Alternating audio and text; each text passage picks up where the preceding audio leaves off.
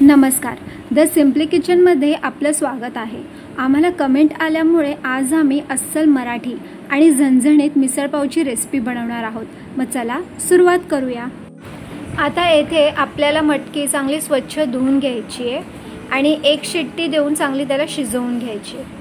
त्यानंतर यात मी आता थोडीशी हळद घातली आहे आणि चवीनुसार मीठ घातले। आता आपल्याला हे चांगलं मिक्स करून एक शिट्टी देऊन चांगलं शिजवून घ्यायचं आहे।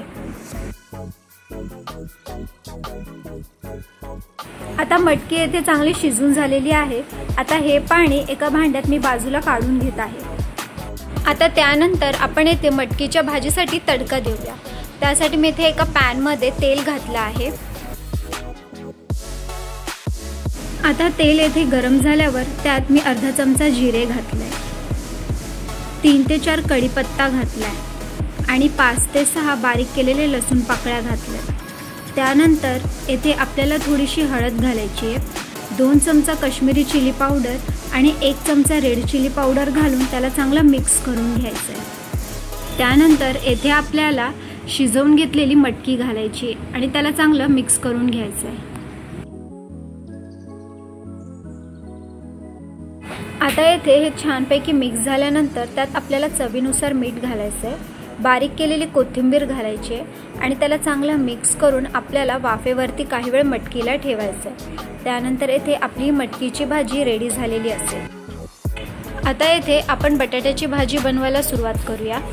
त्यासाठी येथे मी 5 ते 6 बारीक केलेल्या लसूण पाकळ्या घेतलेल्या आहेत, 3 ते 4 कढीपत्ता, 3 ते 4 बारीक केलेल्या मिरच्या आणि फोडणीसाठी राई घेतलेली आहे। आता येथे एका पॅन मध्ये मी तेल गरम करायला ठेवलंय। तेल गरम झाल्यावर येथे मी राई घातलाय, कढीपत्ता घातलाय आणि 3 ते 4 बारीक केलेल्या हिरव्या मिरच्या घातल्या आहेत। आता येथे मी 5 ते 6 बारीक केलेले लसूण पाकळ्या घातलेल्या आहेत आणि आपल्याला ते चांगलं मिक्स करून घ्यायचं आहे। आता हे छान परतून झाल्यानंतर त्यात आता इथे मी थोडीशी हळद घातलेली आहे आणि आपल्याला पुन्हा एकदा ते चांगलं परतून घ्यायचं आहे। त्यानंतर आता इथे मी उकडलेले बटाटे घालते।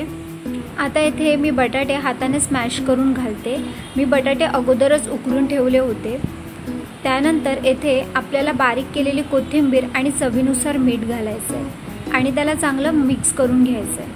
त्यानंतर आपल्याला ही बटाट्याची भाजी पूर्णपणे रेडी होण्यासाठी काही वेळ असं वाफेवरती ठेवायचं आहे। आता येथे आपली ही बटाट्याची भाजी पूर्णपणे रेडी झालेली आहे। त्यावर गार्निशिंगसाठी मी बारीक केलेली कोथिंबीर घालते। आता आपण येथे मिसळचा झणझणीत रस्सा बनवून घेऊया। त्यासाठी येथे मी थोडं सुक्खं खोबरं घेतलेलं आहे, 1 टेबलस्पून पांढरे तीळ घेतलेले आहे, खडे मसाले, थोडी कोथिंबीर घेतलेली आहे, 1 बारीक केलेला कांदा घेतलेला आहे आणि 4 लाल मिरच्या घेतलेल्या आहेत। आता येथे एका पॅन मध्ये मी तेल घातलं आहे। तेल आता येथे गरम झाल्यावर त्यात मी 1 बारीक केलेला कांदा घातलेला आहे आणि त्याला चांगलं परतून घेतलेलं आहे। त्यानंतर येथे आता मी सुक्खं खोबरं घातलेलं आहे।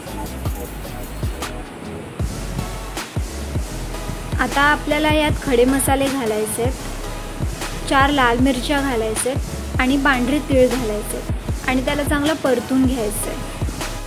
आता हा मसाला छानसा परतून झाल्यानंतर मिक्सरमध्ये आपल्याला त्याचं बारीक वाटण तयार करून घ्यायचे आहे। आता येथे आपलं हे छानसं वाटण तयार झालेलं आहे।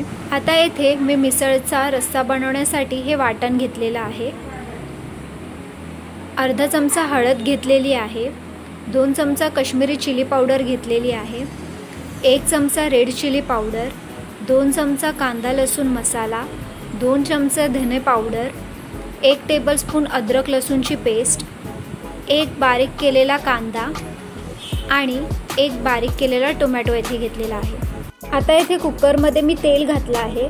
ते तेल गरम झाल्यावर मी 1 बारीक केलेला कांदा त्यात घातलेला आहे। कांदा आपल्याला इथे चांगला परतून घ्यायचा आहे। त्यानंतर मी येथे 3 ते 4 कढीपत्ता घातलेला आहे।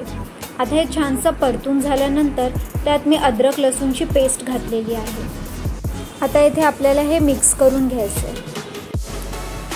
आता त्यानंतर येथे मी बारीक केलेला टोमॅटो येथे घातलेला आहे आणि ते आपल्याला छानसं परतून घ्यायचं आहे। मग आपण मिक्सरमध्ये जे वाटण तयार केलं होतं ते आता मी येथे घातलेलं आहे आणि आपल्याला ते तेलामध्ये छान परतून घ्यायचं आहे। आता तुम्ही बघू शकता की मसाला आपला किती छानपैकी परतलेला आहे।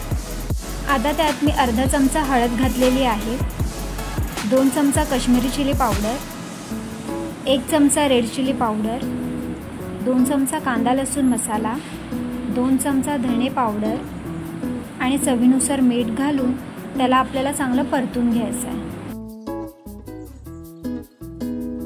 आता येथे मसाला छानसा परतून झाल्यानंतर जे मी मटकीचं पाणी बाजूला काढून घेतलं होतं ते मी यात घातलं आणि आता ते आपल्याला चांगलं मिक्स करून घ्यायचं आहे। आता इथे रश्श्याला छानशी उकळी आलेली आहे आणि आता आपला इथे झणझणीत रस्सा रेडी झालेला आहे।